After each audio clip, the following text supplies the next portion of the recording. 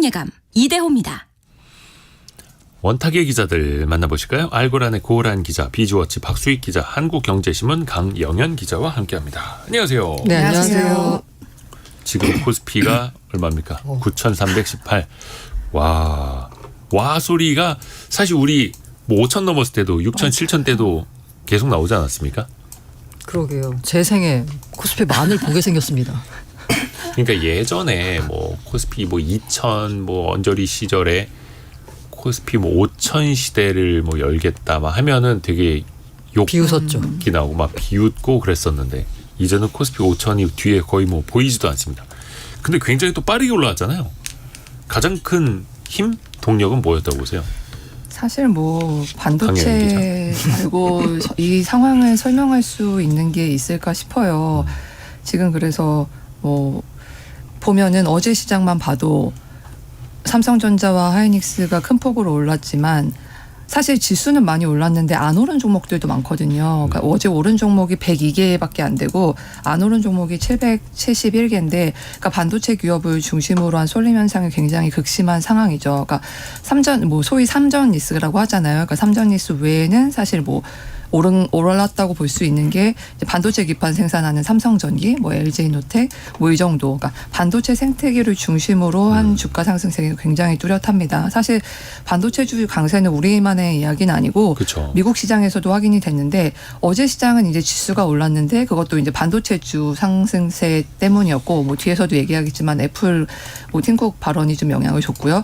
그리고 그저께는 이제 지수가 떨어졌는데 그때도 반도체는 올랐습니다. 그러니까 지수가 떨어져도 그쵸. 올라도 반도체주들은 계속 상승하는 모습을 보이고 있습니다. 실적이 또 어마어마하게 나오고 있고 실적 전망치가 또 계속 좋아지고 있고요. 네, 고란 기자. 그 왜 우리 국내 주식시장에서 보면 종토방이라고 있잖아요. 네. 종목 이제 토론방 해가지고 거기 보면 이제 개인 투자자들 심리를 알 수 있는데 미국식 종토방이 이제 레딧 사이트입니다. 거기에서 주로 어떤 얘기를 많이 하냐 봤더니 일단 미국도 마찬가지로 스페이스X를 제일 많이 하긴 해요. 그런데 그거 빼고 보자면 역시나 여기도 반도체 얘기가 그야말로 굉장히 많은 게시글을 차지하고 있는데요. 이 D램 게시글이 그렇게 많이 등장한다라고 해요. D램은 메모리 반도체를 묶은 ETF를 말하는 건데 인기가 상당히 많다라고 했고 여기서도 이제 메모리 부족 관련된 얘기들이 많이 오가고 있고 그다음에 애플 관련해서도 애플이 가격을 올린다에 집중한 게 아니라 애플이 왜 올리니? 라를 보자면 메모리 가격이 올라서 도저히 그렇죠. 감당이 안 돼라고 하면서 모든 그 이슈가 다 메모리로 집중되고 있으면서 사실 미국에 있는 종토방은 이제 아까 말씀드린 대로 D램이라는 ETF는 아니면은 마이크론 등을 논의하고 있는데 여기 이제 미국 상황인 거고 아무래도 미국 개인들 한국 주식에 접근이 어렵다 보니까 그 삼성전자나 SK 하이닉스나 여기에 대해서 좀 덜 얘기하고 있는데요. 만약에 이제 SK 하이닉스가 ADR 형태로 미국 증시에 상장된다라고 하면 와 이거 더 한번 또 뭔가 이 뭐 수요가 불붙을 것 같다라는 기대감이 생깁니다. 참고로 한 2주, 3주 전 그러니까 5월 말 기준으로 뭐 실적 전망치 나올 때 하이닉스가 올해 250조, 내년에 뭐 350조 이렇게 이야기를 했었는데 지금은 올해 362조, 내년에 373조. 삼성전자는 뭐 350조, 450조 이렇게 얘기했었는데 그게 지금은 363조, 480조. 까지 가 있습니다. 그러니까 실적 전망치가 이렇게 계속 올라가고 있으니 주가도 거기에 맞춰서 또 올라가고 있는 거고요. 또 분기마다 아마 2분기 실적 발표는 한 7월 뭐 초중순쯤에 있겠습니다만 나타날 때마다 어마어마한 숫자들이 나타나니까 그러니까 뭐 거품은 아니라는 맞아요. 거죠. 삼성전자가 만약에 50조, 60조 넘게 번다라고 하면 이게 숫자가 그냥 삼성전자는 쉬는 날에도 매일 1조씩 번다라고 생각하시면 되잖아요. 예를 들어서 400조 버는 회사 시가총액이 2,000조라면 뭐 비싸다고 볼 수는 없죠. 네, 매일 1조씩 벌고 있는 회사가 우리나라에 있습니다. 그러게요. 그리고 박수 뭐 기자 어떻게 보세요? 예. 이게 전반적으로 우리나라가 좀 두드러지게 나타나긴 합니다만 우리나라만 그런 게 아니고 최근 일본 주식시장 보면은 이제 키옥시아라는 메모리 반도체 회사가 있는데 가구 도시바에서 이제 분사한 곳이죠. 여기가 최근에 이제 일본 제조업 상징인 도요타를 제치고 시가총액 1위 올랐고 그 이어서 뭐 소프트뱅크라든지 도쿄 일렉트로닉 같은 이런 또 반도체 관련 기업들이 한국하고 비슷하게 주도를 하고 있고 또 한국과 일본은 그래서 이제 일본의 지수는 연초 대비 약간 50% 조금 못 미치게 지금 올랐더라고요. 우리나라는 2배 넘게 올랐지만 어쨌든 양국이 동시에 오르는데 이런 반도체 랠리도 있고 동시에 한국과 일본의 공통점이 저는 약간 정책적인 부분도 요즘 너무 좀 이렇게 관심이 작년에 비해서 덜해졌지만 증시 저변에 기반, 그러니까 증시를 개혁하고자 하는 정책들이 좀 있는 것 같습니다. 그래서 종합해 보면은 이제 작년에 새 정부 들어서면서 각종 증시 보양 정책에 대한 기대감이 일단 깔려 있는 상황에서 또 반도체 업종 중심으로 강한 이런 모멘텀이 나타나니까 한국과 미국, 뭐 대만까지도 같이 영향을 미치는 것 같고요. 그렇죠. 우리 증시만 뜨거운 게 아니라 사실은 네. 글로벌 증시가 뜨겁고 삼성전자 하이닉스만 뜨거운 게 아니라 글로벌 반도체, 메모리 반도체 다 뜨겁고 사실 일본의 시가총액 상위가 항상 뭐 자동차 아니면 네. 은행 어떻게 보면은 개발도상국들 증시의 공통점이 은행이 시총 1, 2위인 경우가 많다는 거였는데 오랫동안 일본이 그러했다가 드디어 기술주가 시총 1위 키옥시아 이제 낸드 플래시 메모리를 만드는 회사이긴 하죠. 우리 증시로 다시 또 돌아와서 보면 글쎄요. 좀 과열이라고 보기에는 실적이 참 많이 나오고 PER도 뭐 코스피 기준으로 주가 수익 비율 7배 남짓밖에 안 되긴 합니다만 많이 또 한쪽으로 쏠린다라는 거. 또 변동성이 크다라는 거는 또 리스크 요인이긴 합니다. 네. 강영영 기자. 이런 얘기가 사실 말씀하셨다시피 이제 영업이익 이런 걸 고려했을 때 아직 저평가 아닌가라는 생각이 들지만 이런 얘기가 나오는 게 일단 속도가 너무 빨랐던 것 때문인 것 같아요. 말씀하셨다시피 올해 초만 해도 지금 5,000P였고 쭉 보면 이제 코스피가 3,000P에서 4,000P 되는데 129일 걸렸는데요. 4,000P에서 5,000P 되는데 87일 걸렸습니다. 그리고 5,000에서 6,000 오르는 데는 34일. 그리고 이제 이란이랑 미국 전쟁 때문에 이제 7,000P까지는 70일 걸렸는데 7,000에서 8,000까지는 9일 만에 올라섰어요. 그리고 지금 9,000이 한 달 정도, 34일 정도 걸렸는데 워낙에 너무 빠르게 올랐고 동시에 오르는 과정에서 기억하시겠지만 굉장히 변동성이 컸습니다. 이달 들어서만 유가증권 시장에서 이제 서킷 브레이커가 한 번 그리고 사이드카가 6번 발동이 됐고요. 올해 초부터 보면은 코스피에서 사이드카가 26번. 그러니까 이게 보면은 이제 글로벌 금융위기 당시인 2008년이랑 같은 횟수라고 해요. 그러니까 네. 워낙에 변동성이 크고 속도가 빠르다 보니까 약간 도박장 같다라는 비판이 나올 수밖에 없는 상황인 것 같습니다. 그러니까요. 근데 이제 한켠에서는 야 이거 무슨 도박장 아니냐. 어떻게 지수가 3배 이상 4배 가까이 올라버리느냐.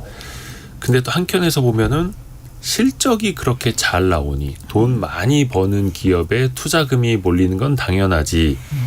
뭐 지금 주가 이렇게 올랐어도 하이닉스 삼성전자 주가 수익 비율은 7배에 불과하니 과거 뭐 8배, 10배, 12배 이렇게 봤던 것보다도 또 저렴하다라고. 그러게요. 하여튼 이거는 이제 각자 투자자들의 판단인 거니까요. 해서 근데 요즘에 증시에서 포모 현상. 근데 사실 그 포모 현상이라는 게 코스피가 3,300 넘어서 사상 최고치 기록했을 때 계속 있어요. 4,000, 5,000, 7,000, 8,000, 9,000 사실은 올라갈수록 아마 더 심해질 수밖에 없을 거예요. 아니 이게 3,000 가고 비싸다 이제 저기 뭐라고 해야 되나 이제 좀 조정이 올 것 같다. 그리고 왜 그간 통했던 인간 지표들 있잖아요. 왜 이런 식당에서 만약에 주식 얘기가 너무 많이 들린다. 할머니들도 주식 투자한다. 뭐 이러면은 야 그때가 꼭지야 나와야 돼라고 했는데 아마 그런 경험칙을 갖고 이제 투자했다가 나는 고점에 잘 팔았어라고 나오신 분들은 굉장한 진짜 포모에 시달리실 것 같아요. 그런데 이게 한번 자기가 예를 들어서 20만 원 샀던 주식을 30만 원에 잘 팔았다라고 했는데 이 주식이 40만 원 가고 50만 원 가면 다시 못 삽니다. 네. 그렇죠. 그러면서 지금 이제 어떻게 보면 이제 투자 기회를 놓친 건데 그 투자 세계에서 가장 위험한 그 네 단어가 그 this time is different에서 이번엔 다르다라는 네. 말을 하는데 항상 이번에 다르다는 말이 나왔는데 결과적으로 놓고 보면 이번에도 똑같았다였거든요. 근데 정말 이번에는 다른 것 같은 게 아까 실적 말씀을 주셨는데요. 실적치가 삼성전자, SK하이닉스가 잘 나갈 때 PER 밸류로 보자면 10배, 12배 뭐 이렇게 됐었다라고 해요. 그런데 지금 보니까 7.4배 정도 뭐 증권사마다 추정치가 살짝 다르지만 어쨌든 26년 그 예상치로 보자면 7.4배인데 똑같은 마이크론이 지금 16.3배로 나오거든요. 있거든요. 그리고 빅테크 있는 시가총액 상위 종목들을 보자면 엔비디아가 43배고요. 그 밑에 있는 알파벳이 한 25배쯤 되고 다 대부분 다 10배가 다 넘어요. 평균적으로 보자면 25배쯤 되고요. 이러면 아직까지 삼성전자, SK 하이닉스가 좀 싸다라고 이제 시장에서 평가가 받을 수 있는데, 근데 제가 어제 봤던 약간 그 뭐랄까 지금의 이런 급등 상황에 대해서 약간의 경계 목소리를 내는 보고서 중에는 뭐가 있었냐면요. 네. 드디어 하이닉스의 영업이익 증가율보다 주가 상승률이 더 커졌대요. 빨라졌다. 폭이 빨라졌다. 그러면서 좀 조심해야 될 때가 아니냐라는 목소리가 나오긴 하고 있는데, 어쨌든 이 주가 대비한 실적 놓고 보자면 여전히 저평가 상태인 건 맞고요. 실적이 끌어올린 장세이기 때문에 이번 코스피 장세는 쉽게 꺼지지는 않을 것 같다라는 생각이 듭니다. 저 분기에 뭐 80조, 60조, 100조씩 벌어들인다면 뭐 이거 사실 또 이제 어마어마한 건데, 그 왜 예전에 인간 지표라고 해서 진짜 네. 뭐 증권사 객장에 누가 나타났을 네. 때 길거리에서 다들 주식 얘기만 할 때가 위험 신호다라고 했었는데, 그게 사실은 4천 5천 때도 계속 맞았었고, 그러니까 계속 있었고, 그 인간 지표가 증시에 꼭지를 보여주지 못하는 이유가 뭔지 아세요? 요거에 되게 핵심인데, 그러니까 아까 제가 말씀드린 것처럼 주가는 실적 곱하기 멀티플, 실적에다가 밸류에이션을 더하는 거잖아요. 곱하는 거잖아요. 근데 20년, 21년처럼 기대감이나 유동성만으로 올라갔을 때는 멀티플, 밸류에이션 중심으로만 몇 배를 더 쳐줄 거냐, 얼마를 더 비싸게 사줄 거냐, 이 게임이어서 인간 지표가 통했던 거죠. 과열이. 그런데 지금은 멀티플이 올라가는 게 아니라 실적 중심으로 올라가는 시장이다 보니까 주가가 몇 배로 올랐어도 밸류에이션이 여전히 저렴한 상황. 그러니까 주식 잘 모르시는 분들이 뛰어들고 주변에서 다 이야기를 했어도 그게 또 꼭지는 아니었던 상황이 계속해서 이어지는 거죠. 그래서 이번엔 다르다라는 얘기가 나오는 거고, 아까 인간지표 말씀하시니까 그 투자 커뮤니티에서 되게 화제가 됐던 게 뭐냐면, 코스피가 그때 한 4천쯤 뚫을 때 네. 그때 아마 삼성증권에 일하시는 분이었나 봐요. 큰일 났다 대피하라 이러면서 증권사 객장에 스님이 나타나셨다고. 그런 사진이 막 돌았었죠. 우스갯소리로. 네네. 그러게요. 그래서 또 상황에 따라 맞게 또 투자 전략을 짜셔야 되는 거고, 우리 그 ADR 얘기 좀 해볼까요? 모르시는 분들을 설명해드리면, 한국에 있는 주식을 바탕으로 그 예탁 증서를 바탕으로 거래할 수 있게 미국에도 이제 상장을 한다는 건데, 하이닉스는 요걸 이제 진행을 하고 있다는 거잖아요. 이르면 다음 달에 미국에 ADR이 상장될 수 있다라는 거고, 그러면 또 외국인들의 평가, 수급이 더 좋아지는 것 아니냐. 현 시점에서는 좀 어떻게 봐야 될까요? 하이닉스가 이제 일단 ADR이라는 게 이제 미국에서 투자하는 투자자들이 워낙 아니라 달러로 이제 살 수 있기 때문에 상당히 유리한 그런 거래 방식이고, 네. 우리나라 반도체 기업 중에서는 이제 하이닉스가 처음으로 시도를 하고 있는데, 다만 이제 하이닉스가 지금 하이닉스 대주주가 SK 스퀘어라는 곳이죠. 그래서 여기가 이제 공정거래법상 공정거래법 따라서 지분율을 20%를 유지를 계속 해줘야 됩니다. 그래서 이제 그러기 위해서는 하이닉스가 새로 이제 신주를 발행해서 할 수 있는 게 조금 제한적이긴 한데, 그게 한 지금 금액으로 한 40조 원 정도 신주를 발행해서 뭐 ADR을 발행한다 이런 얘기가 나오고 있는 것 같고요. 이게 시점이 이미 지난 3월 말에 미국 증권거래위원회에 이제 서류를 비공개로 제출했고, 지금 심사 진행 중인데 뭐 7월 말 8월 중 뭐 이렇게 예상을 하고 있고, 일단 신주가 발행된다면 일종의 약간 유상증자 비슷한 개념으로 약간의 주가 희석도 가능하지만, 네. 그에 상응해서 또 하이닉스가 자사주를 매입해서 소각하는 이런 식으로 주주환원 책을 내세울 것이다라고 전망하기 때문에, 일단 실적과 함께 ADR 상장에 따른 이제 외국인들의 어떤 수급 유입, 그리고 어떤 신주 발행 희석을 방어하기 위한 주주 환원 정책 발표 기대감까지 뭐 다양하게 이렇게 하이닉스를 둘러싼 뭐 기대감들이 있는 것 같습니다. 그 외국인 수급 말씀해 주셔서 MSCI 선진지수 편입, 이게 거의 뭐 만리장성 쌓는 것보다 더 힘든 것 같은데, 모건 스탠리 캐피털 인터내셔널, 그러니까 선진 지수, 그러니까 더 많은 자금들이 추종하는 하나의 그 지표인데, 이번에 편입될 가능성은 어떻습니까? 이게 또 결정이 한 사나흘밖에 안 남았습니다. 네. 네, 23일 이제 현지 시간으로 23일에 이제 연례하는 그 시장 분류 검토를 발표하는데, 이제 여기에서 이제 한국이 선진국 지수에 등재가 될지 여부가 결정되는 건데요. 여기에 어떤 기준으로 들어갈 수 있냐면 사실은 경제 발전 수준이라든지 뭐 시장 규모, 유동성, 그리고 시장 접근성 이 세 가지 정도의 기준을 바탕으로 이제 선진국, 신흥국을 구분을 하는데 사실 한국은 그동안 뭐 경제 규모라든지 뭐 유동성이라든지 이런 측면에서는 사실 이미 선진국 요건을 굉장히 충족을 해왔었죠. 근데 네. 그동안 못 들어갔던 게 외환시장 자유화 요것 때문에 이제 시장 접근성 부분에서 계속 미흡하다는 평가를 받아왔던 건데 이게 그 24시간 외환시장 개장 이 건 때문이었습니다. 그런데 정부가 올해 말부터 하반기부터 이 24시간 외환시장 개장을 하겠다고 하고 또 내년 초에 역의 원화 결제망 이제 구축을 하겠다고 하고 또 국제은행 간 통신협회 여기 연동 이런 것들을 다 이행할 것이라고 전망이 되고 있어서 이번에는 그 관찰 대상국 등재가 되지 않겠냐라는 생각을 하고 있죠. 그래서 만약에 이번에 등장이 되면은 한 2년 정도 이제 상황을 봐서 실제로 이런 게 잘 진행되는지를 봐서 2028년 6월 정도에 공식적으로 편입이 되고 편입 발표가 되고 그리고 실제 편입까지는 또 1년 정도 남아서 2029년 정도에 편입이 되는 시나리오 이게 가장 현실적일 거다라는 생각이 나오고 있습니다. 이번에는 가능성이 어떻게 좀 높다고들 보세요? 다른 분들도? 일단 이게 된다 이번에 이제 뭐 며칠 뒤에 나온다는 게 된다는 게 아니고 관찰 대상국에 지정이 되는 겁니다. 일단 거기라도 들어가야 뭔가 월드컵 본선에라도 진출할 수 있다는 것 아닙니까? 그러니까 관찰 대상국에 등재되면 이것도 참 어려워요. 2년 동안 관찰을 합니다. 관찰하고 나서 한 28년 6월쯤에 편입이 이제 공식 발표되고요. 실제 편입은 29년 6월 실제 편입이 이루어지는데 야 그러면 앞으로 한참 더 남은 거 아니야라고 생각하실 텐데요. 그런데 관찰 대상국에 등재가 되면 이 선제적으로 자금이 좀 들어올 수가 있다라고 합니다. 그게 대충 한 증권사에서 추정하는 게 한 44조 원 규모 정도가 되고 있고요. 그래서 이제 우리가 기대를 하고 있는 거고 그런데 들어간다라고 해서 딱 좋은 거냐라고 또 보기도 어렵다라고 해요. 왜냐하면 우리가 이제 신흥지수에서는 압도적으로 많은 비중을 차지하고 있습니다. 그 대만과 더불어서 신흥국 지수 내에서는 20%를 웃도는 비중을 차지하고 있는데 만약에 선진지수로 들어가게 되면 한 4%밖에 안 된다는 거예요. 그런데 MSCI 선진지수를 추종하는 펀드 규모가 워낙 크다 보니까 그중에 4%도 더 자금이 전반적으로 보면 들어올 수 있는데 그런데 이게 종목별로 또 달라지는 거예요.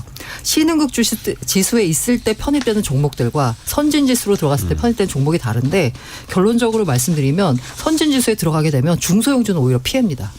여기는 오히려 빠질 수가 있거든요. 그렇죠. 그러면 이제 대형주 위주로 또 이제 자금이 또 몰리는 경향이 되게 돼서 지금 현재 우리 증시에 나타나고 있는 양극화가 오히려 더 심해질 수도 있습니다. 2081님이 코스닥이라는 병원에 환자가 넘쳐납니다. 이렇게 보내주셨는데 아니 지금 코스닥이 어디 있습니까? 지금 오늘 어떻게 현재 오늘도 떨어지네. 거의 1% 또 빠지고 있고 990선인데 참고로 1997년 개장할 때가 1000이었습니다.